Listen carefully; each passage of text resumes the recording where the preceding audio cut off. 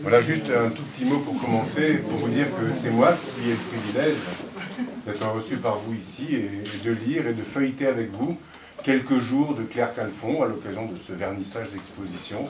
Alors j'ai choisi un parcours très subjectif à l'intérieur des poèmes de Claire, et je voudrais le faire comme ça, de manière ininterrompue, comme une balade, ou comme un bouquet, sans qu'il y ait quelque chose de trop solennel en disant les titres, donc je ne dirai pas les titres, et vous les retrouverez facilement dans la plaquette. C'est une terre occupée où la langue est un chant, et l'alphabet provisoire. C'est une terre en friche, où je dors le jour d'un sommeil bavard. C'est une terre lointaine que je palpe les yeux fermés, les yeux ouverts. C'est une terre étrangère. À cet endroit où le soir s'élargit, vaste embouchure sur la nuit, des ciseaux à plumes coupent la trajectoire des avions que je ne prendrai pas.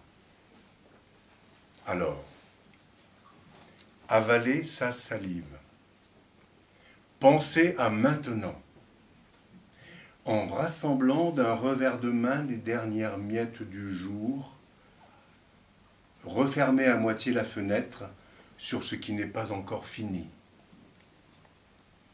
étirer la dernière heure de clarté jusqu'au bout, comme une nappe repassée sur le ciel migraineux. S'attabler à l'horizon en attendant le solstice, ou entrer dans le courant avec vos malles vides, nos brindilles rutilantes, et aller vers... Quand le ciel est charbonneux,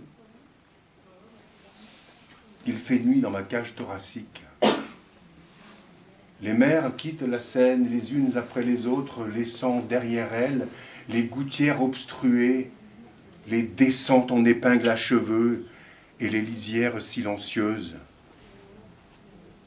Quand le présent est tendu comme une peau de tambour, entre ici et tout à l'heure, voici celle qu'on n'attend pas, une trouée dans les nuages où se faufile du bleu, du mauve et de l'incontournable. Alors, je mets mon pas parmi les pas et je respire. Wow.